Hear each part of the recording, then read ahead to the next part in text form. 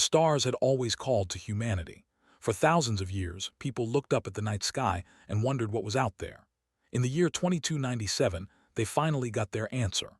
Earth made first contact with the Galactic Council, a group of 12 ancient alien species who had ruled the galaxy for 10,000 years. At first, humans were excited. They thought they had found friends among the stars. They were wrong.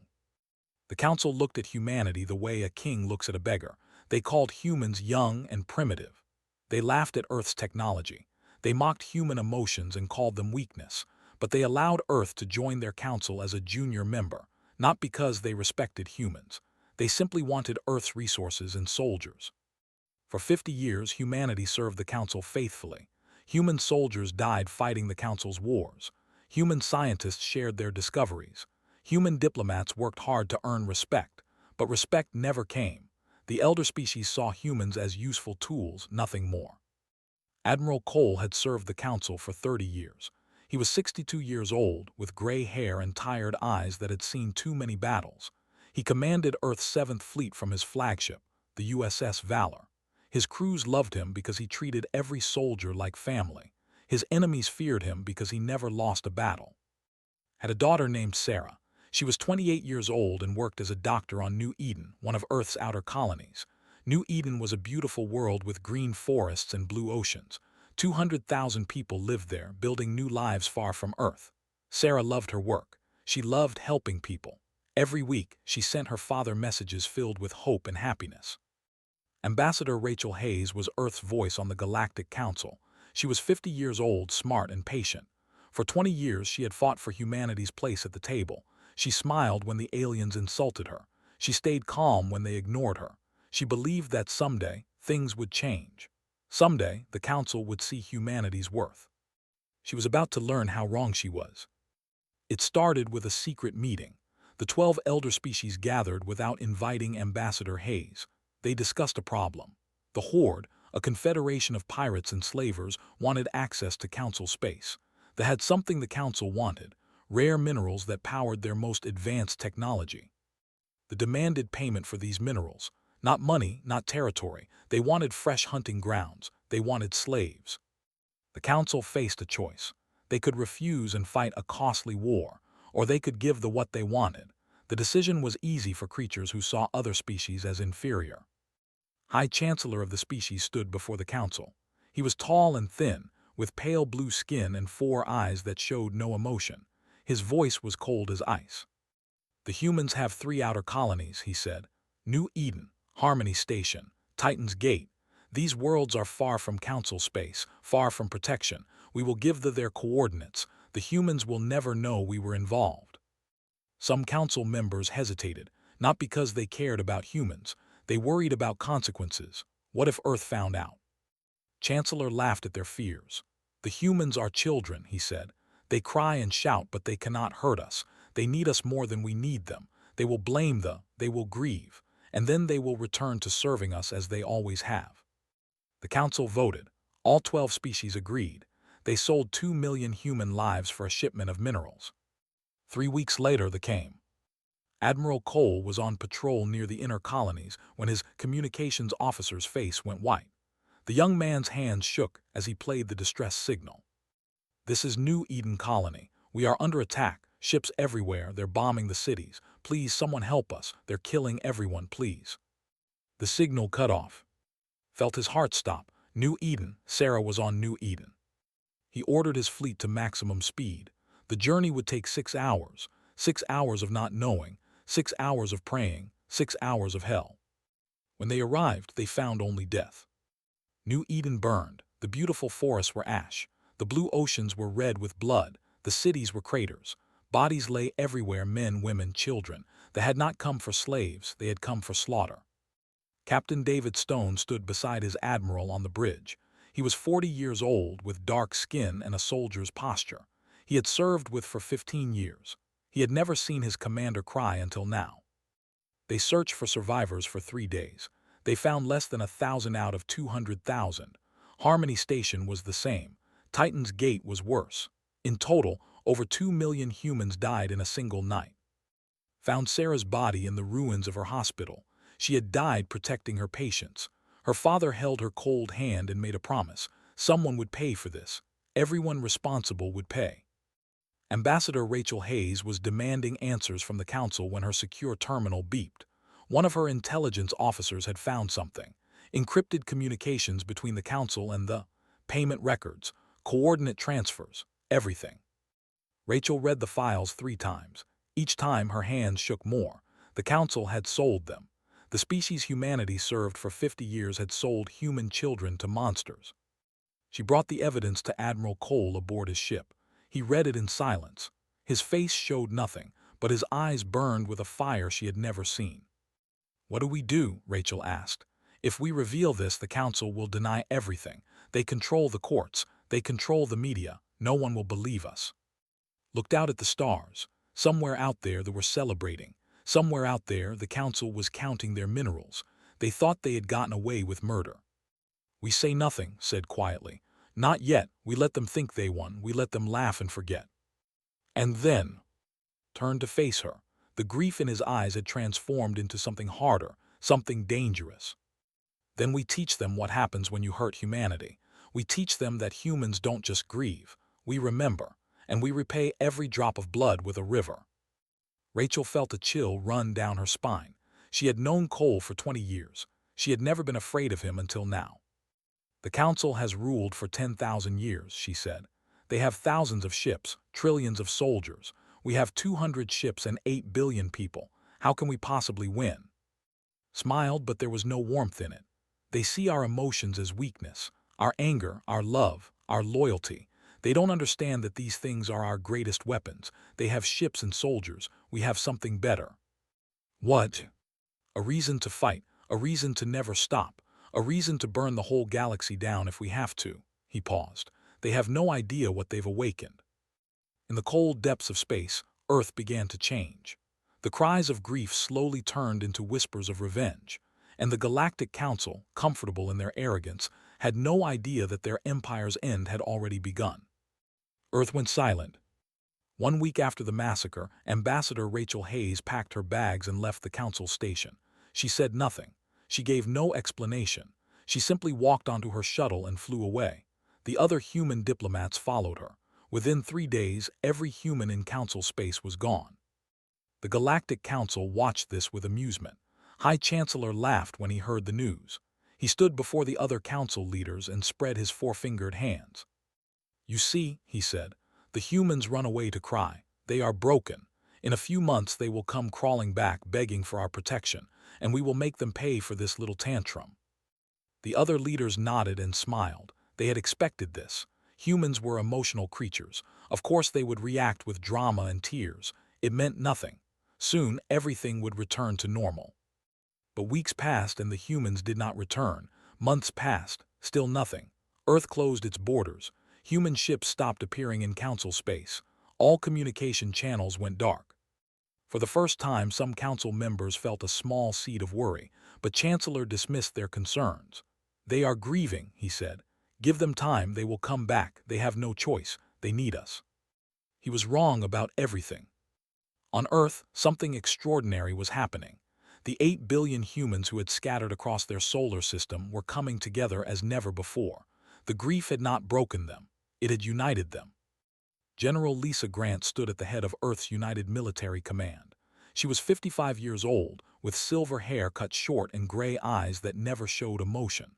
Soldiers called her the Iron Lady because nothing seemed to shake her. She had built her career on discipline and planning. Now she had the biggest job of her life. "Total mobilization," she announced at the emergency meeting of Earth's leaders. "Every factory makes weapons. Every shipyard builds warships. Every mine produces metal. Every citizen contributes. We have one goal and only one goal." "What about food, medicine, education?" asked one politician. Lisa's eyes were cold. 2 million of our people are dead, our colonies burned while we watched, and you want to talk about education?" She leaned forward. "They killed our people, the council sold them. Everyone in this room lost someone. My nephew was on Titan's gate, he was 12 years old." She paused to let that sink in. "We will build the greatest military force this galaxy has ever seen. We will find everyone responsible, and we will make them pay. That is not a request. That is our only path forward." No one argued after that. Admiral Cole took command of a secret project. His official title was Fleet Reconstruction Commander. His real job was to prepare humanity's revenge. He gathered the best officers, the engineers, and the bravest soldiers. He told them the truth about the Council's betrayal. He showed them the evidence, and he asked them one question. Are you willing to give everything for justice? Every single person said yes. Commander Jake Turner was the first to volunteer. He was 38 years old, tall and muscular with scars on his face from a dozen battles. He led the Black Wolves, Earth's most elite special forces unit. His soldiers could infiltrate any base, hack any system, and kill any target. They were ghosts who left no trace. Point me at them, Jake said to Admiral Cole. Just point me at them. Not yet, replied. First we prepare, we gather intelligence, we find their weaknesses. When we strike so hard they never recover. Jake nodded. He was patient. He could wait. But inside, a fire burned that would not die until the Council's empire was ash. Dr. Thomas Reed worked in a secret underground laboratory on Mars. He was 60 years old, thin and pale from too many years away from sunlight. He had spent his career studying alien biology. He knew things about the Council species that they themselves had forgotten. Thomas had discovered something important years ago. Every Council species had a biological weakness, a specific frequency of sound or light or radiation that disrupted their nervous systems. He had reported this finding to Earth's government, suggesting it could be useful for medicine or diplomacy. They had filed it away and forgotten about it. Now General Grant pulled that file from the archives. She visited Thomas personally.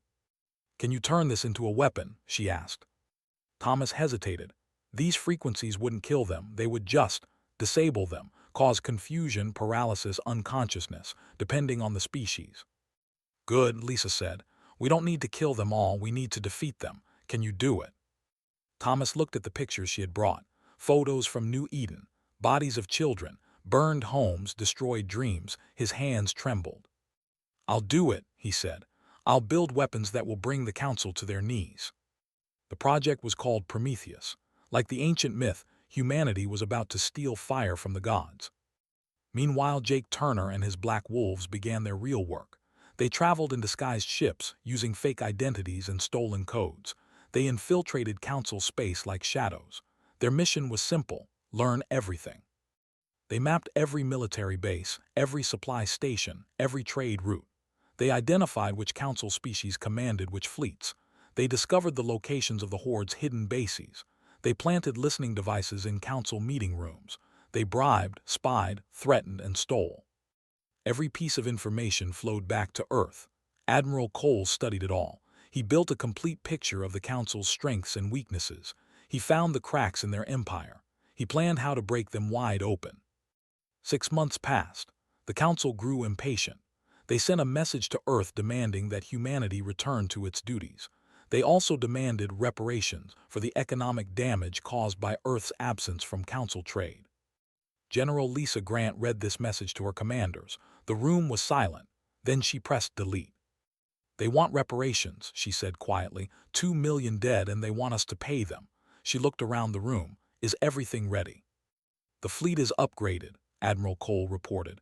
200 ships, every one faster and deadlier than anything the Council has. The Black Wolves have identified 30 priority targets, Commander Turner added. Supply stations, fuel depots, communication hubs. We can hit them all simultaneously. Project Prometheus is complete, Dr. Reed said. We have weapons tailored to every Council species, non-lethal but completely effective. Lisa nodded slowly. Then we begin. Send the Council their answer. That night across Council space, 30 supply stations received visitors. The Black Wolves moved like ghosts through corridors and control rooms. They disabled security systems. They neutralized guards. They planted explosives. And then they vanished.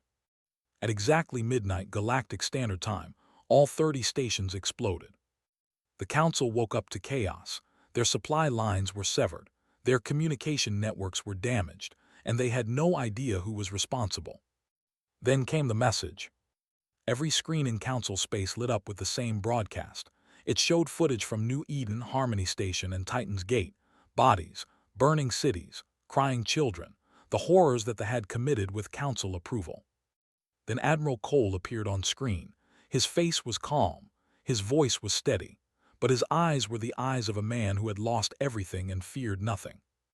"You thought we would forget," he said. "You thought we would forgive. You were wrong. You sold our children to monsters. You watched our colonies burn. You laughed at our tears." He paused, and his next words sent a chill through every alien who heard them. "We are coming for you, not for negotiation, not for peace. We are coming for justice. Run if you want. Hide if you can. It will not matter. We will find every hand that signed our death warrant. We will find every voice that approved our destruction, and we will make you answer for what you have done." The screen went dark. Across the galaxy, the Council species felt something they had not felt in 10,000 years. Fear. Admiral Cole stood on the bridge of his flagship, now renamed the USS Vengeance. Captain David Stone stood beside him. "The message is sent," David said. "They know we're coming." Nodded. "Good, let them know, let them prepare. Let them gather their fleets and build their defenses." A cold smile crossed his face. "It will not save them, nothing will save them. Humanity remembers, and humanity repays."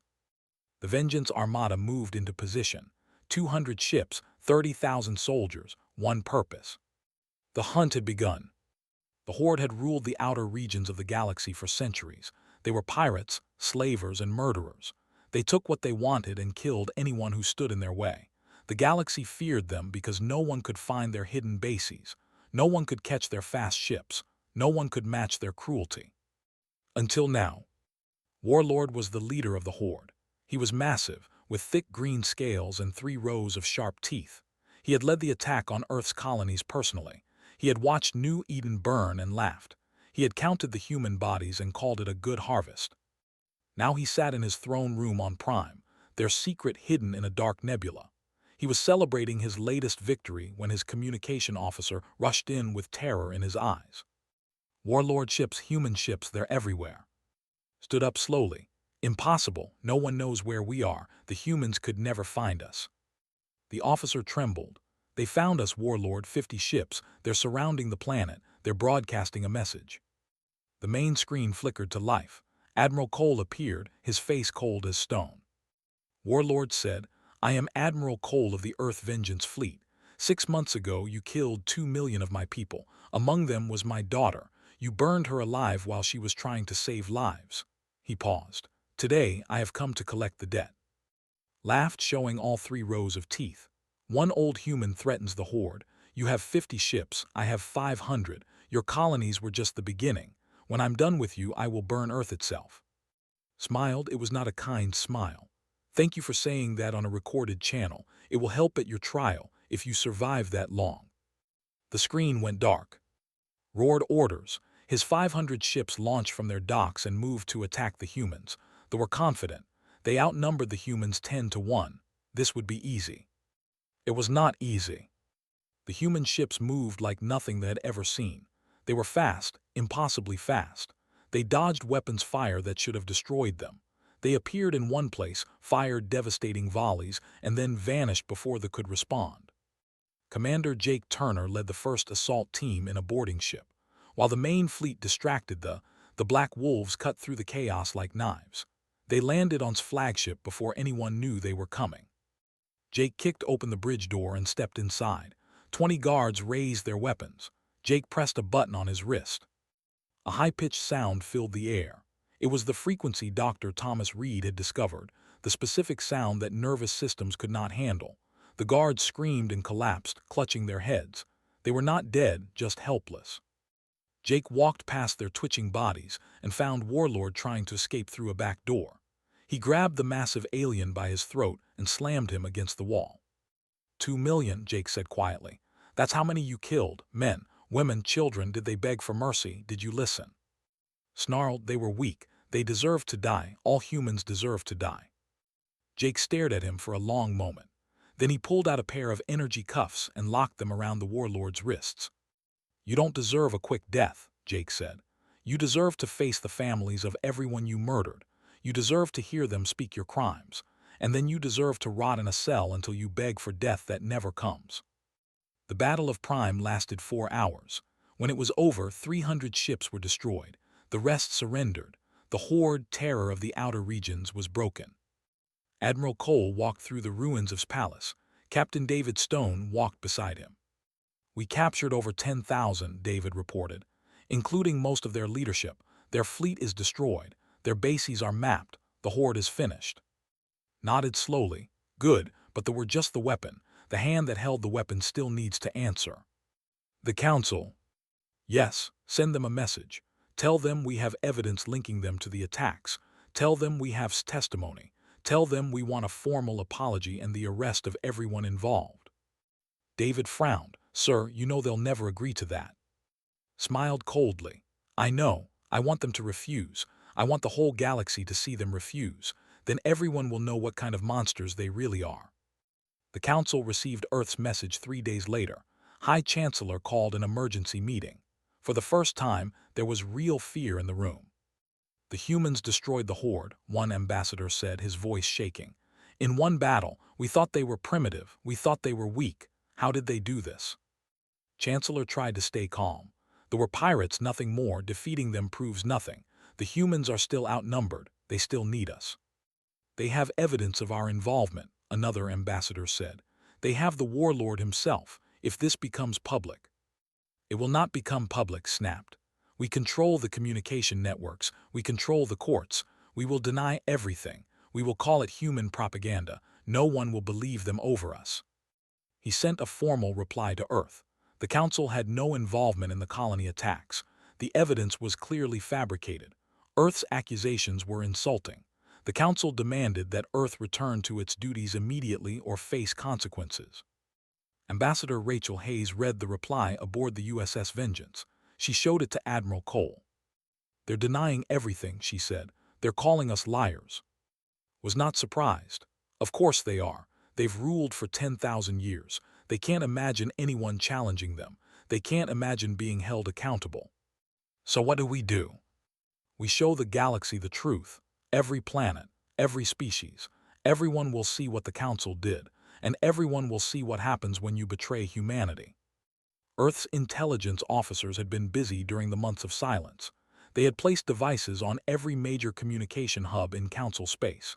Now, at signal, those devices activated. Across the galaxy, every screen lit up with the same broadcast. Billions of aliens watched as the evidence was revealed.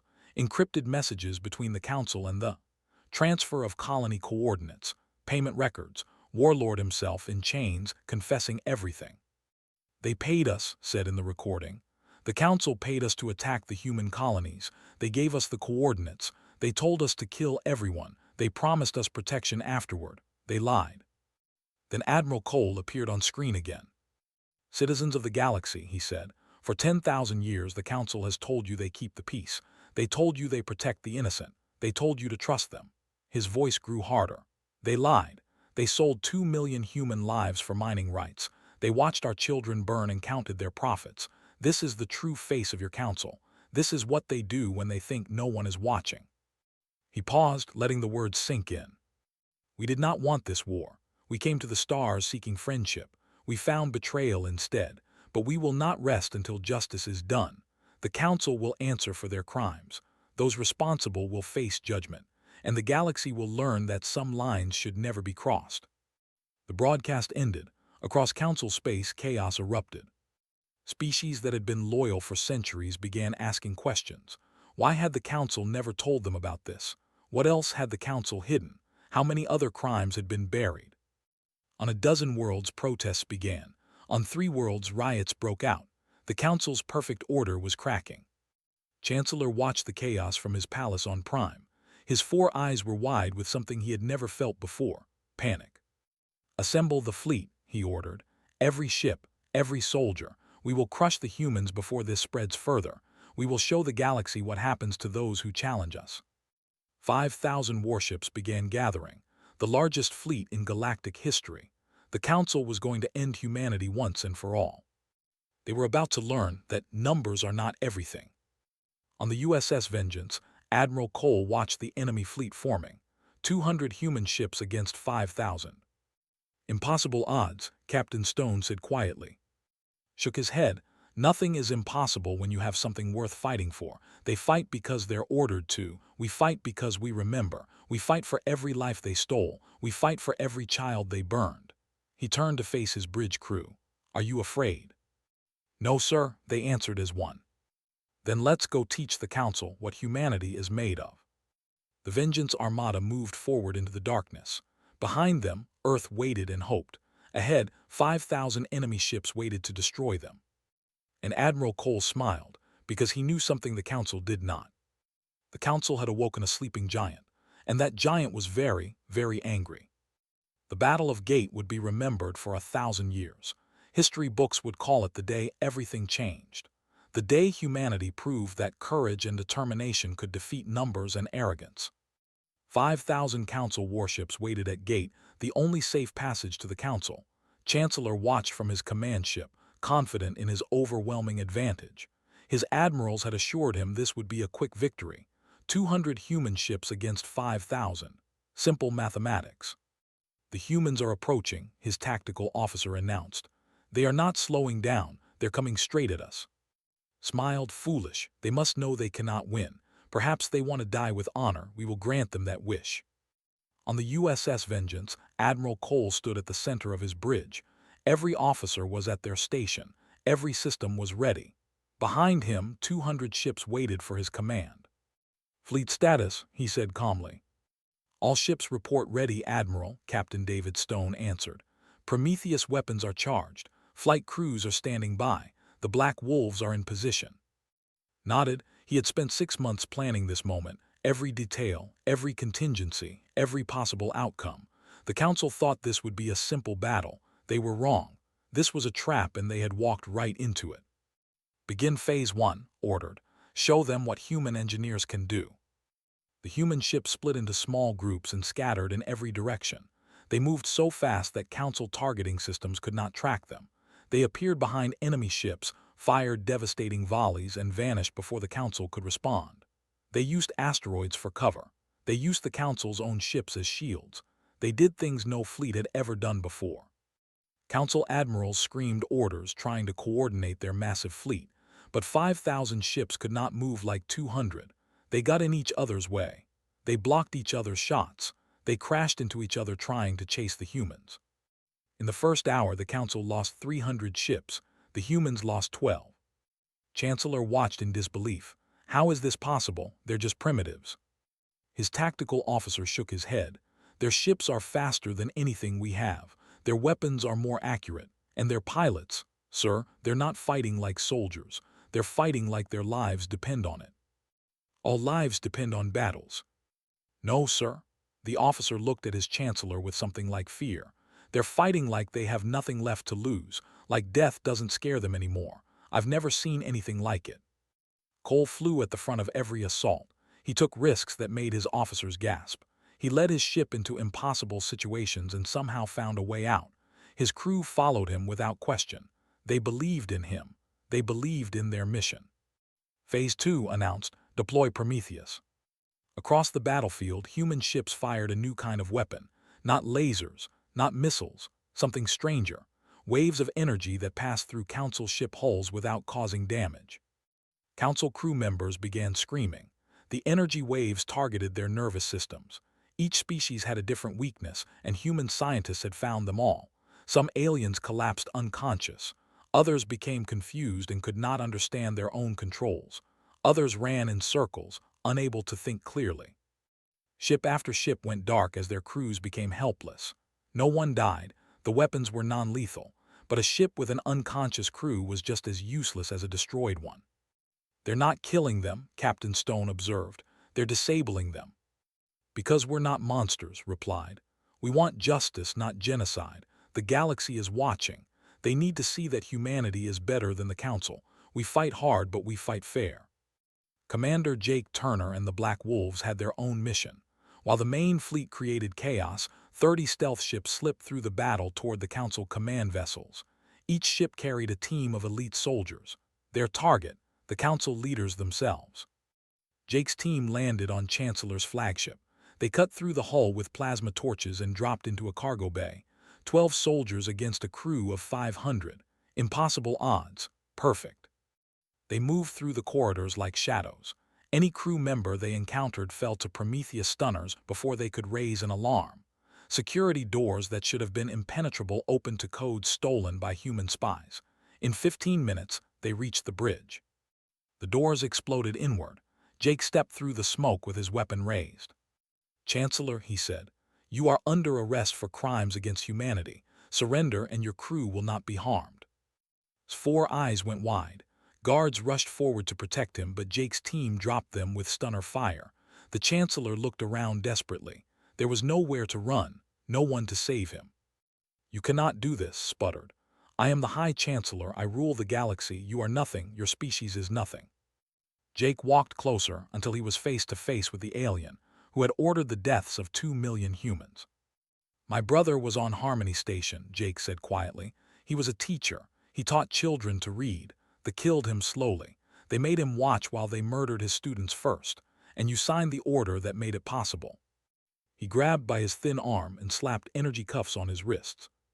"You're going to face a trial, a real trial, where everyone will hear what you did, where the families of the people you killed will speak, where the whole galaxy will see the kind of creature you really are." Jake leaned close. "And then you're going to spend the rest of your very long life in a cell, knowing that humanity, the species you called primitive, brought down your entire empire." One by one, Council flagships fell. Human teams captured 11 of the 12 Council leaders. Only Admiral of the escaped, fleeing the battlefield in a damaged ship. The rest were taken prisoner. Without leadership, the Council fleet fell apart. Some ships surrendered, others tried to flee. A few fought to the death, but they were quickly overwhelmed. By the end of the day, 3,000 Council ships were captured or disabled. The remaining 2,000 retreated in chaos. Human losses, 47 ships. Admiral Cole stood on his bridge and watched the Council fleet scatter.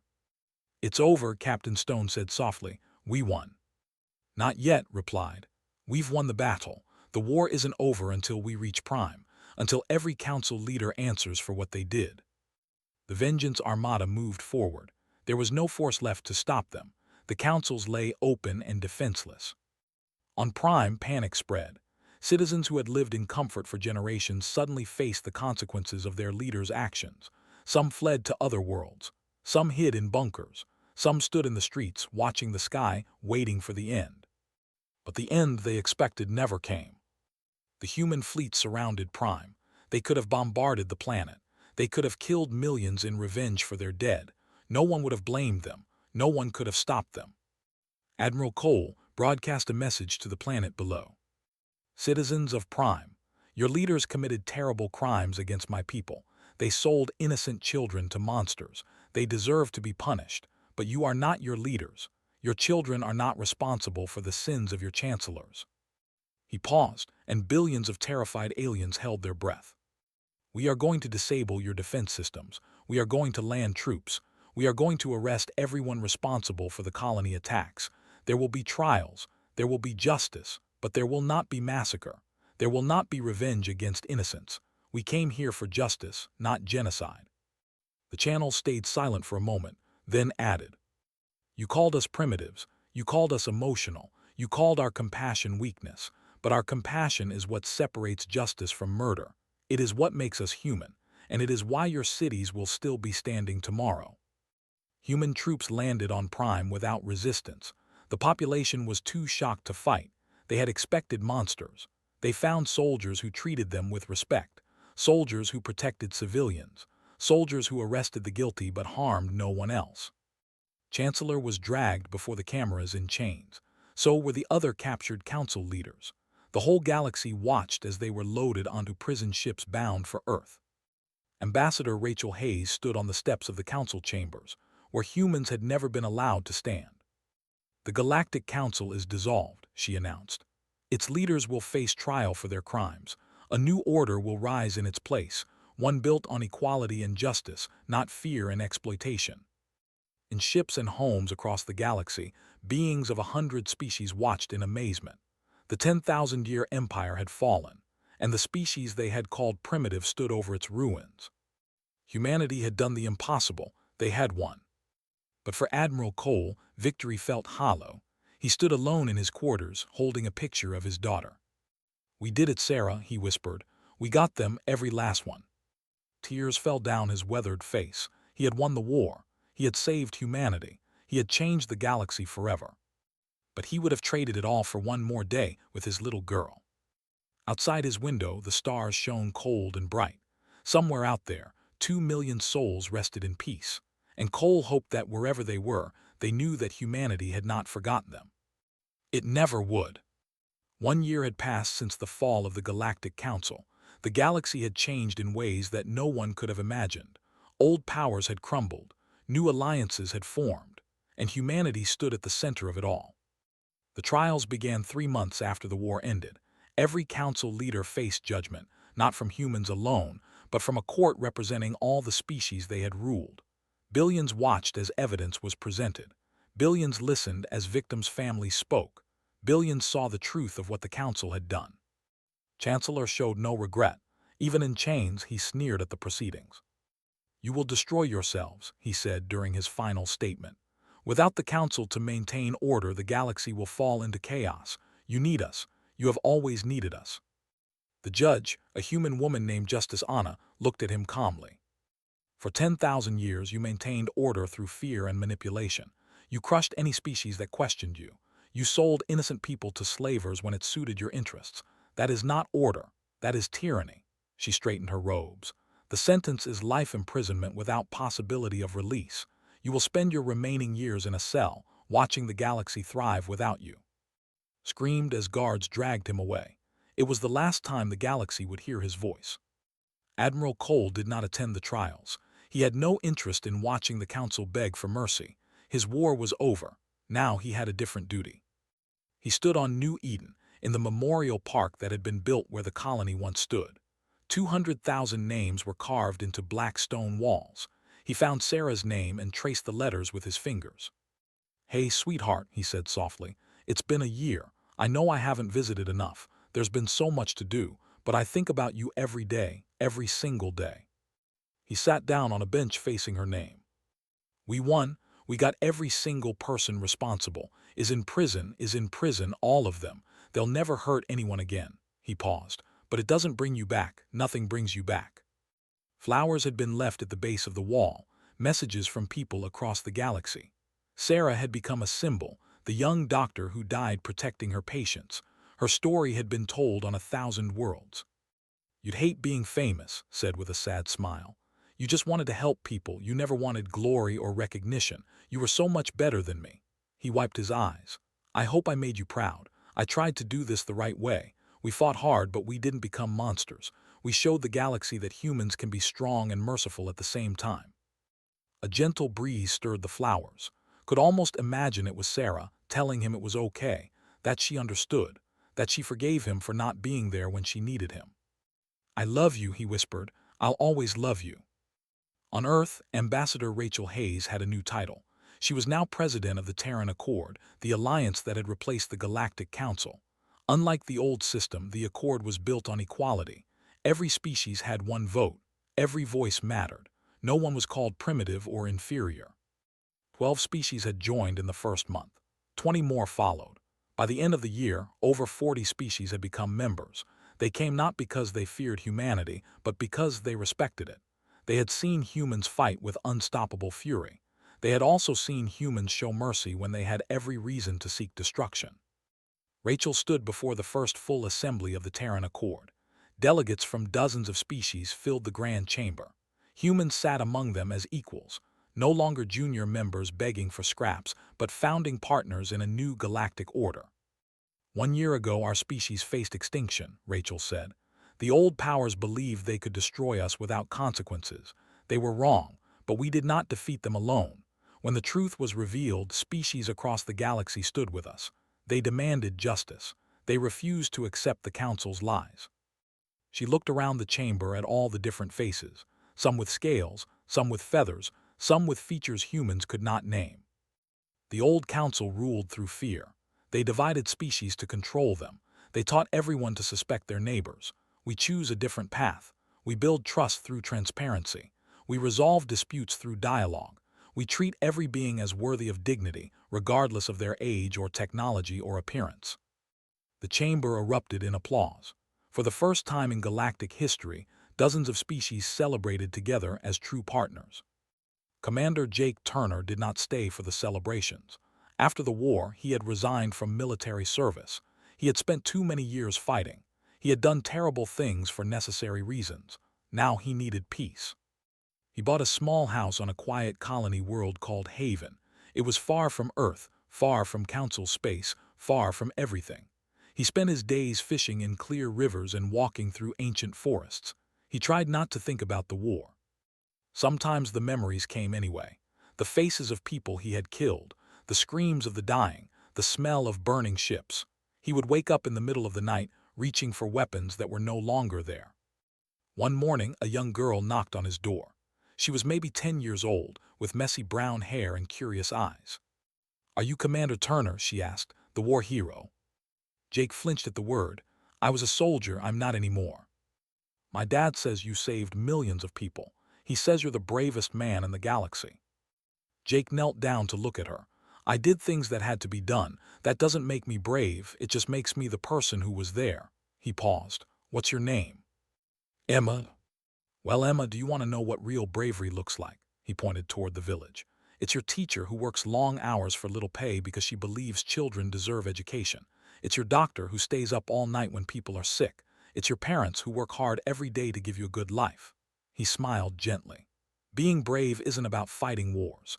It's about doing the right thing, even when it's hard, even when no one is watching. Emma thought about this seriously, then she nodded. "Okay, but I still think you're pretty cool." Jake laughed, a real laugh, the first one in a long time. "Thanks, kid. Now go home before your parents worry." He watched her run off toward the village. For just a moment, the weight on his shoulders felt a little lighter. Dr. Ward had returned to her first love, science. She had been one of the lead researchers on Project Prometheus, creating weapons that had won the war. Now she wanted to use her knowledge for healing instead of fighting. She opened the Ward Institute for Xenobiology on Mars. Scientists from every Accord species came to study there. They researched diseases that crossed species barriers. They developed treatments that worked for beings with completely different biologies. They proved that different species could work together to solve problems that none could solve alone. "The council kept us separate because they feared what we might accomplish together," told her students. They were right to be afraid. When species share knowledge freely, when we combine our different perspectives and abilities, there is nothing we cannot achieve. Her research saved millions of lives. The weapons she had created were locked away, hopefully never to be used again. She preferred it that way. 5 years later, Admiral Cole passed away in his sleep. He was 67 years old. The doctors said his heart simply stopped, worn out from years of stress and grief. His friends said he had finally found peace. The galaxy mourned him. Presidents and emperors sent condolences. Ordinary citizens lit candles and held vigils. On 100 worlds, humans and aliens alike remembered the man who had stood against impossible odds and won. They buried him on New Eden, next to the memorial wall, next to his daughter's name. His tombstone was simple. Admiral Cole, beloved father, loyal friend, defender of humanity. He remembered when others forgot. President Rachel Hayes gave the eulogy. "Cole was not a perfect man," she said. "He would be the first to tell you that. He made mistakes. He carried regrets. He never stopped grieving for the daughter he lost." She paused to steady her voice. "But when humanity faced its darkest hour, he did not hesitate. He did not compromise. He showed the galaxy that we would not be victims, that we would not fade quietly into darkness." She looked at his grave, then at the memorial wall covered with names. "The council called us primitives. They called our emotions weakness. They were wrong. Our ability to love, to grieve, to feel anger at injustice, these are not weaknesses. They are our greatest strengths. Cole proved that. 2 million of our people proved that. Every human who stood up and said no more proved that." She faced the crowd. Thousands of humans and aliens gathered together. "Let the galaxy remember this day. Let them remember that humanity came to the stars seeking friends. We found betrayal instead. But we also found our true nature. We discovered that when pushed, we push back. When threatened, we fight. When our loved ones are taken, we do not rest until justice is done." Her voice grew stronger. "But we also discovered something else. We discovered that strength without mercy is just cruelty. That victory without compassion is just destruction. We won our war not just because we fought harder, but because we fought better. We proved that you can be powerful and decent at the same time." She raised her hand toward the stars. "So let the galaxy remember Earth. Let them remember that we protect our own. Let them remember that crossing us has consequences, but also let them remember that standing with us has rewards, that we make loyal friends and generous partners, that we would rather build than destroy." She smiled through her tears. "Cole taught us these lessons. He gave his life so we could learn them. Let us honor his memory by never forgetting." The crowd stood in silence for a long moment. Then slowly they began to applaud. The sound grew until it seemed to shake the very ground. Humans and aliens, soldiers and civilians, young and old, all standing together to honor a man who had changed the galaxy. In his quiet grave, Cole rested at last. His daughter's name was carved in stone beside him. The war was over. Justice had been served. Humanity was safe. And somewhere in the darkness between the stars, the universe itself seemed to whisper a final truth. Never underestimate the creatures who love. They will burn down empires for the ones they've lost. They will cross galaxies for justice. They will never, ever forget. Humanity had come to the stars as children. They had been tested by fire and betrayal. They had emerged as something new. They had become legends. And legends live forever.